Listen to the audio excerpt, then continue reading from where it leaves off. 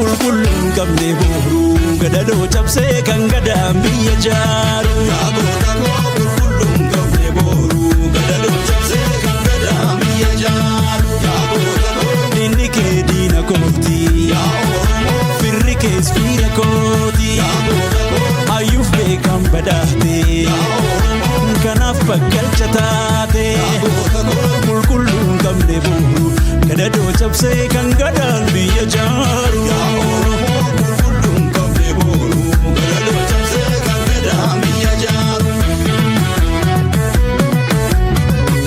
ijaaree ngoma taaree itti cabnee irratti daaree warra ulfaa ulfina beeku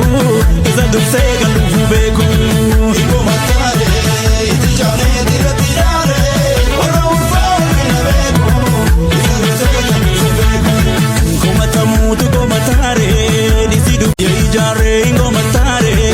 itti cabnee irratti daaree warra ulfaa ulfina beeku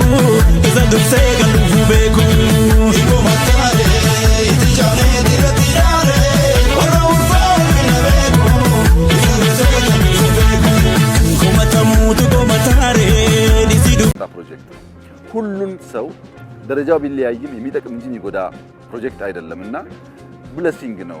መታደል ነው እንዲህ ያለው ነገር ማድረግ መልካም ነው ለዚህ ጉዳይ መተባበር ጥሩ ነው ብለን በአንድ መንፈስ በአንድ ልብ አብረን እንድንቆም እንድናሳካ እንድንሰራ እንደምንችል በተግባር እንድንገልጽ